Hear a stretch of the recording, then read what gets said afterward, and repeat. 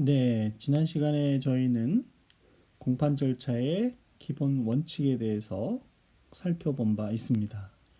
이번 시간에는 공판 준비 절차에 대해서 살펴보도록 하겠습니다.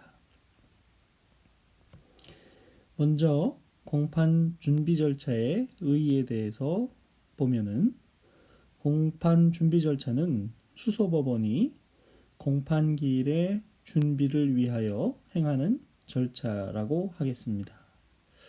그래서 266조의 5 1항에 보시면 재판장은 효율적이고 집중적인 심리를 위하여 사건을 공판 준비 절차에 붙일 수 있다고 규정을 하고 있습니다. 그래서 반드시 공판 준비 절차에 붙여야 하는 것은 아니고 효율적이고 집중적인 심리를 위하여 필요하다고 생각되는 사건에 관해서 공판 절차에 붙일 수 있는 임의적 절차가 되는 것이죠. 그렇지만 국민의 형사재판 참여에 관한 법률 36조 1항은 국민참여재판을 원하는 의사를 표시한 경우에 사건을 공판준비 절차에 붙여야 한다. 즉 피고인이 국민참여재판을 원하는 의사를 표시한 경우에 공판준비 절차에 붙여야 한다고 해서 원칙적으로 국민참여재판의 경우 필요적 공판준비 절차인 것을 선언하고 있습니다. 다만 공판 준비 절차에 붙이기 전에 물론 배제 결정이 있을 때에는 공판 준비 절차를 열지 않을 수 있겠지요. 어떤 경우 배제 결정을 할 수 있는지 구조 1항과 등에 대한 내용은 뒤에 국민참여재판의 공판 절차에서 살펴보도록 하겠습니다. 이러한 국민참여재판에서 공판 준비 절차와 관련해서 2016년 3월 16일자 2015모 2898 결정이 있었는데요. 2146과 2147 등에서 보면 국민참여재판의 경우에는 원칙적으로 공판 준비 절차를 거쳐야 한다는 것, 그리고 다만 배제 결정이 있을 때에는 예외적으로 국민참여재판을 하지 않을 수 있다는 것, 이런 얘기들이 있죠.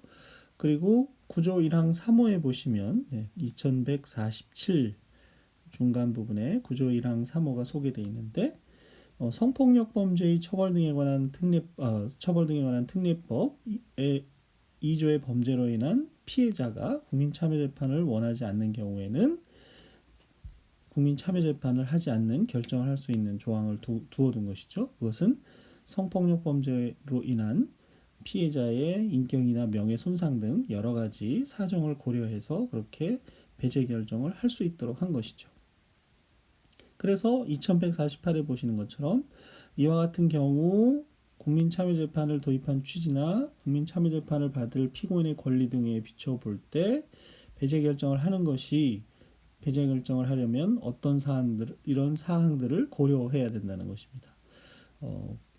피해자나 법정 대리인이 국민참여재판을 원하지 않는 구체적인 이유가 무엇인지, 피고인과 피해자의 관계는 어떤지, 피해자의 나이나 정신 상태는 어떤지, 국민참여재판을 할 경우 피해자 보호를 위해 마련한 제도를 활용하더라도 과연 피해자에 대한 추가적인 피해를 방지하는 것이 어려운지, 부족한지 이런 점 등을 고려해서 신중하게 국민참여재판을 배제할 것인지 결정해야 된다는 것이죠.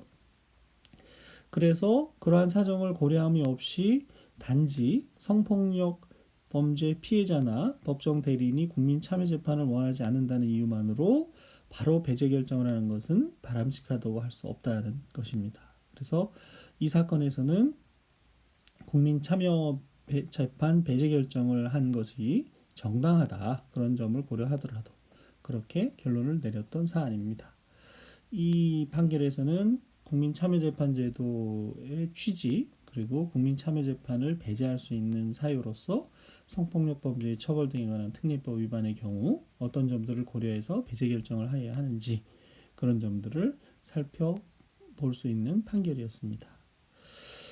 이와 같은 공판 준비 절차의 내용을 이제 살펴볼 때가 되었는데요. 일반적 공판 준비 절차의 내용으로서는 먼저 공소장 부본에 송달을 둘 수가 있겠습니다. 저희가 공소제기 파트에서 공소장에 대해서 배웠는데요. 그러한 공소장 부본을 피고인에게 지체 없이 피고인 또는 변호인에게 송달을 하여야 되는데 최소한 제1회 공판 기일 전 5일까지 송달하도록 그렇게 규정을 두고 있습니다. 형사소송법 266조에 의해서 제1회 공판 기일 5일 전까지 송달하도록 하는 규정을 두고 있지요. 그만큼 최소한 5일의 기간을 주어서 방어 준비, 변론 준비, 공판 준비를 하도록 그러한 시간을 부여해 주는 것이죠.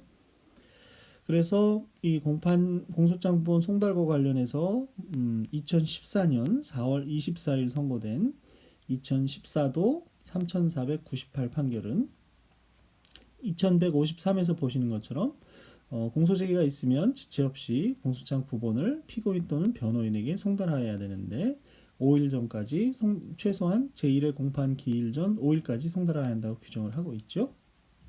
그런데 그와 같은 규정에 위반해서 2154에 보시면 공소장 부본을 피고인 또는 변호인에게 송달하지 않은 채 공판 절차를 진행하였다면 이는 소송 절차에 관한 법령을 위반한 경우에 해당하게 되겠죠.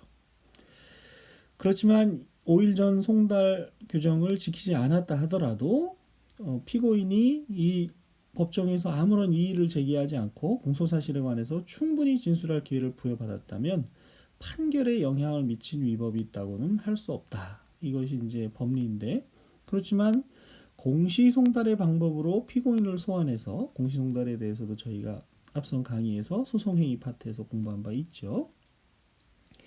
공시송달의 방법으로 피고인을 소환해서 피고인이 공판기일에 출석하지 아니한 가운데 제1심의 절차가 진행되었다면 그와 같은 위법한 공판 절차에서 이루어진 소송행위는 효력이 없기 때문에 이러한 경우 항소심은 피고인 또는 변호인에게 공소장 부본을 송달하고 적법한 절차에 의하여 소송행위를 새로이 한 후, 그렇죠? 항소심에서의 진술과 증거조사 등 심리 결과에 기초하여 다시 판결하여야 한다는 것이 대법원 판례의 입장입니다. 공소장 부본을 송달한 다음 의견서의 제출을 할 수 있도록 법이 제정이 되어 있는데요. 266조의 이 1항은 피고인 또는 변호인은 공소장 부본을 송달받은 날부터 7일 이내에 공소사실에 대한 인정 여부, 공판 준비 절차에 관한 의견 등을 기재한 의견서를 법원에 제출하여야 한다. 의무처럼 규정이 되어 있는데 다만 피고인이 진술을 거부하는 경우에는 그 취지를 기재한 의견서를 제출할 수 있기 때문에 결국 의견서 제출은 반드시 하여야 하는 것이라고 볼 수는 없습니다. 그리고 이 항은 법원의 제1항의 의견서가 제출된 때에는 이를 검사에게 송부하여야 한다라고 규정을 하고 있고요. 실무에서는 형사재판의 경우 변호인이 선임되어 있는 경우가 많기 때문에 이 266조의 2의 1항에 의한 의견서의 제출도 있을 수 있지만 변호인의 의견서로 이런 의견서가 가름되는 경우가 더 많다고 보여집니다. 네, 그래서 이런 의견서 제출 제도가 생겼고요. 한편 국민참여재판으로 진행할 것인지 아닌지 피고인의 의사를 확인하게 됩니다. 그래서 국민참여재판 의사의 확인이라고 해서 국민의 형사재판 참여에 관한 법률 8조 1항은 법원은 국민참여재판 대상 사건의 피고인에 대하여는 국민참여재판을 원하는지 여부에 관한 의사를 서면 등의 방법으로 반드시 확인하여야 한다고 규정하고 있습니다. 그래서 아래 판결에 보시면 국민참여재판을 신청할 수 있는 시기가 언제까지인지 그리고 국민참여재판의 의의가 무엇인지 생각해 볼 수 있는데요. 2009년 10월 23일자 2009모 1032 결정에 의한 결정을 보도록 하겠습니다.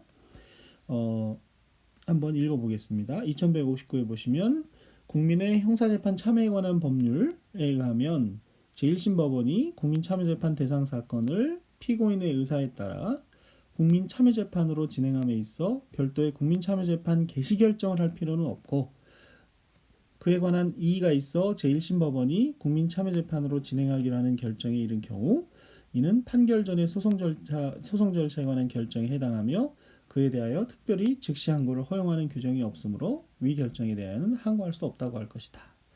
저희가 나중에 이제 상소 파트에서 형사소송법 403조의 규정을 배울 텐데요. 판결 전에 이미 앞선 강의에서도 몇 번 등장하긴 했습니다만 판결 전의 소송 절차에 관한 결정에 대해서는 즉시 항고할 수 있다는 규정이 없으면 불복할 수 없다는 것이죠. 그래서 국민참여재판으로 진행할 것인지를 미리 개시 결정할 필요는 없고 이의가 있는 경우 국민참여재판으로 진행하기로 진행하기로 결정을 했다면 그 결정에 대해서 항고할 수는 없다는 얘기입니다.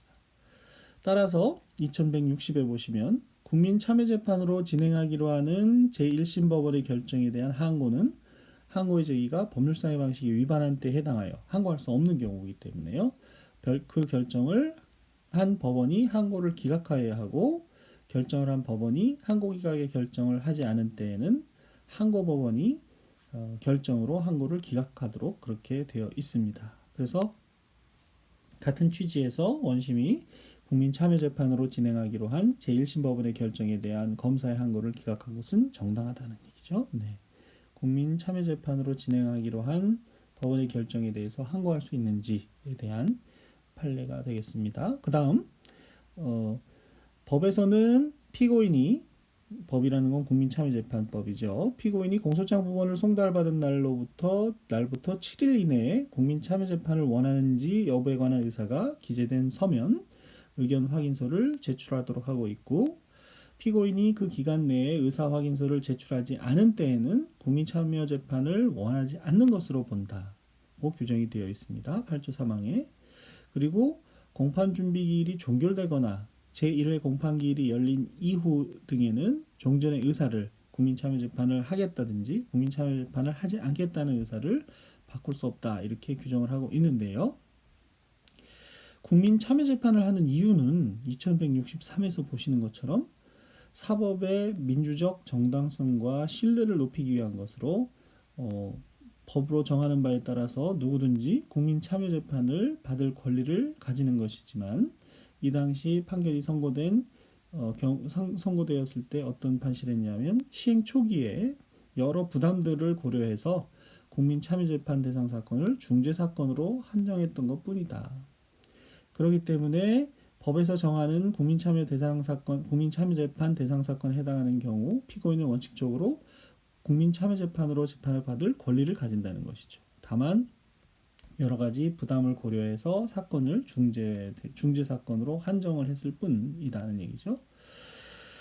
그리고 2164에서 보시는 것처럼 피고인이 국민참여재판을 원하지 아니하거나 법 구조 1항에 따른 배제 결정이 있어서 국민참여재판을 진행하지 않는 경우를 예외로 보아야 하고요. 법에서 국민참여재판 배제 결정에 대하여 즉시 항고를 할 수 있도록 규정하면서도 국민참여재판 배제 결정에 대해서는 즉시 항고를 할 수 있도록 하면서도 국민참여재판으로 진행하기로 하는 법원의 판단에 대하여는 불복의 방법을 따로 규정하지 않은 것도 같은 취지로 볼 수 있다.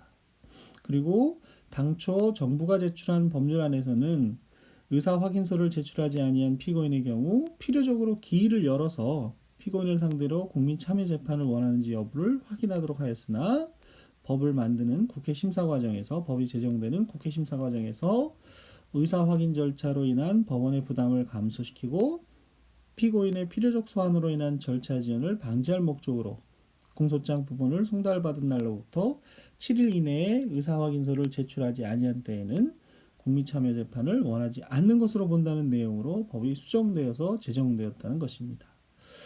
이와 같은 입법 경고에 비춰 볼 때 규정의 취지를 즉 공판 준비기일이 종결되었거나 제1회 공판기일이 열린 후에는 국민참여재판을 원하는지 아닌지 그 의사를 바꿀 수 없다는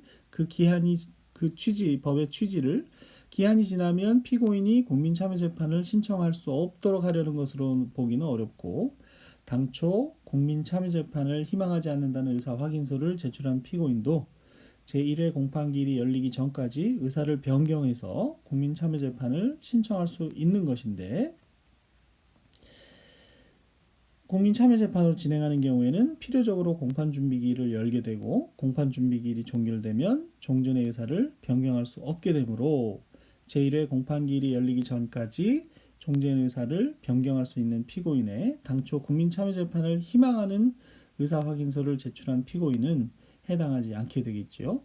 그래서 의사확인서를 제출하지 아니한 피고인은 제1회 공판기일이 열리기 전에도 국민참여재판을 신청을 할 수 없다고 보는 것은 형평성에 어긋난다. 그리고 의사확인서를 제출하지 아니한 피고인이 제1회 공판기일이 열리기 전까지 국민참여재판 신청을 할 수 있도록 허용하더라도 재판이 지연되는 정도는 중하지 아니하며 오히려 국민참여재판으로 진행되는 경우 재판이 더욱 신속하게 종결될 가능성이 큰 점 등에 비춰보면 왜 그렇죠? 국민참여재판을 하는 경우 통상적으로 하루에 모든 절차가 진행이 돼서 판결까지 선고되기 때문에 그렇습니다. 결론은 제가 줄에 줄쳐놓은 것처럼 공소장 부분을 송달받은 날부터 7일 이내에 의사확인서를 제출하지 아니한 피고인도 국민참여재판을 원한다, 원하지 않는다, 아무런 의사확인서를 제출하지 않은 피고인도 제1회 공판기일이 열리기 전까지는 국민참여재판 신청을 할 수 있고 법원은 그 의사를 확인해서 국민참여재판으로 진행할 수 있다고 봄이 상당하다 이 말이죠. 의사확인서를 7일 내에 제출하지 않은 경우에도 1회 공판 기일 전이라면 열리기 전까지는 국민참여재판 신청을 할 수 있고 그에 대해서 법원이 국민참여재판으로 진행할 수 있다는 이 결론에 이르게 된 과정을 여러분이 한번 음미해 보시기 바랍니다. 계속해서 2011년 9월 8일에 선고된 2011도 7106호 판결을 보면요.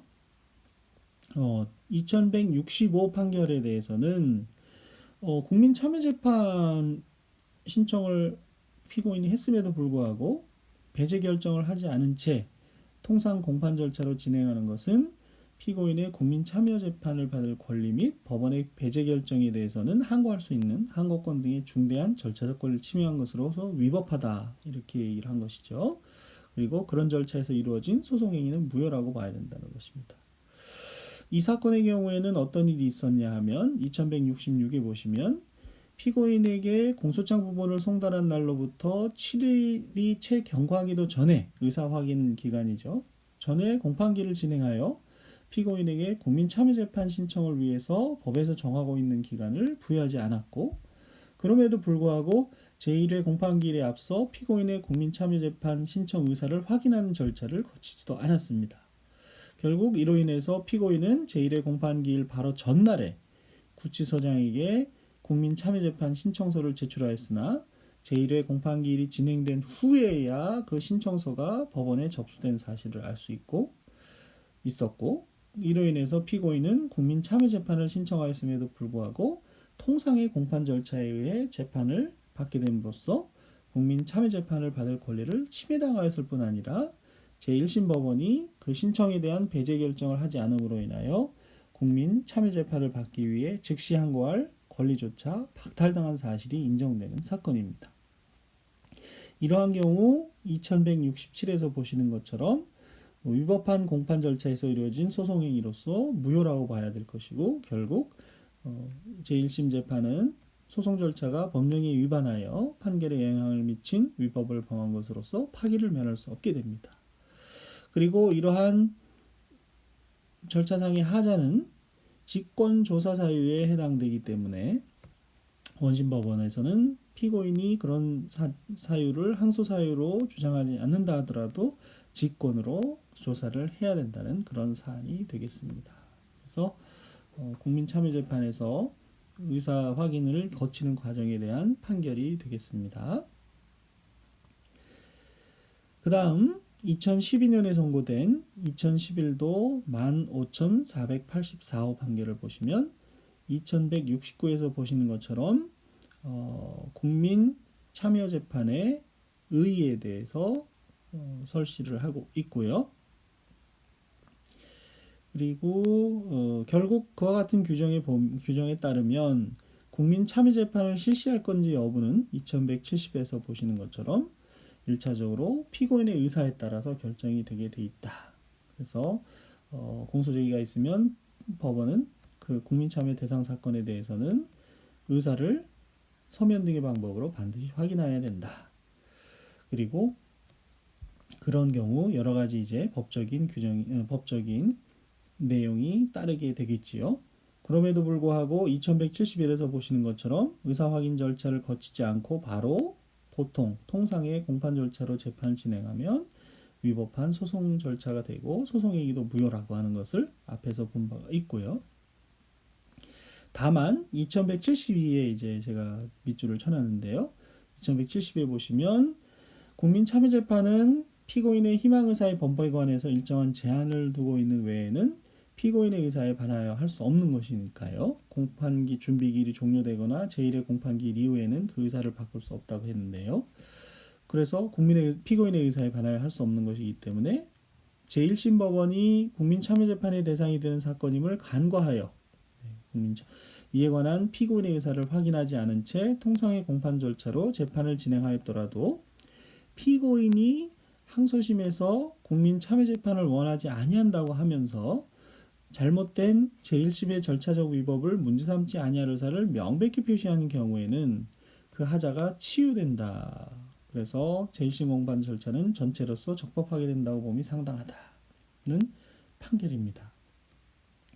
다만 그런 경우에 피고인에게 국민참여재판 절차에 관한 충분한 안내가 이루어지고 그 희망 여부에 관해서 숙고할 수 있는 상당한 시간이 사전에 부여되어야 할 것이다 라는 조건하에 말입니다. 그래서 2172에서는 국민참여재판으로 진행해야 될 국민참여 대상 사건임에도 불구하고 아무런 의사 확인을 하지 않은 채 통상의 공판 절차를 진행했다며 위법하지만 예외적으로 이러한 조건하에서 충분한 안내가 이루어지고 희망 여부에 관해서 숙고할 상당한 시간이 상소심에서 부여된 경우라면 하자가 치유된다고 봤던 그런 사안입니다. 그래서 소송 절차의 하자가 치유된다고 본 그런 사례가 되겠지요.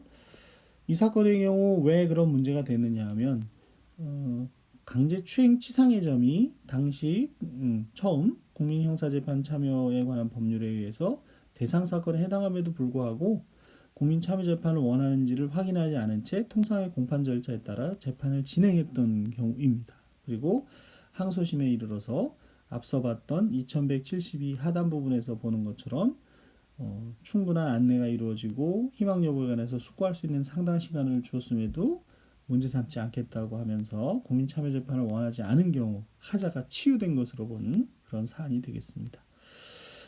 개인적으로는 이러한 판례에 대해서 조금 반대의 입장에 있는데요. 잘못된 절차에 의해서 재판이 진행된 경우 자꾸 하자의 치유를 인정하는 것은 그렇게 바람직해 보이지는 않습니다. 엄격하게 판단을 하고 다시 재판을 하도록 하는 것이 좋을 것 같은데요. 물론 이제 형사소송의 이념에 신속한 재판의 원칙도 있고 또 이런 경우 피고인의 이익을 크게 해하지 않는다 이런 점도 있겠습니다만은 가능하면 하자의 치유를 인정하는 범위는 좁게 해석을 해서 절차의 엄격성을 유지하는 것이 좋겠다는 생각을 개인적으로는 갖고 있습니다. 네.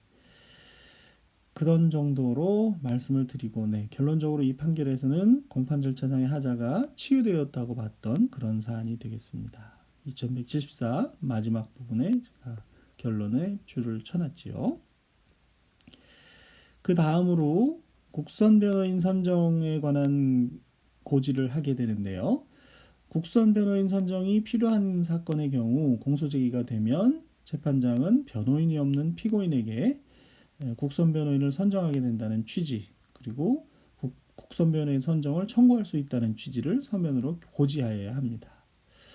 국선 변호인을 어느 경우에 선정하여야 하는지 선정 사유에 대해서는 저희가 이미 앞선 강의에서 살펴본 바가 있습니다. 변호인 제도를 살펴보면서 사선 변호인과 국선 변호인에 대해서 살펴봤고요. 특히 강의안 327 이하에서 국선 변호인 선정 사유에 대해서 자세하게 다룬 바가 있으니까 국선 변호인 선정 사유에 대해서는 강의안 327 이하를 참조하시면 되겠습니다.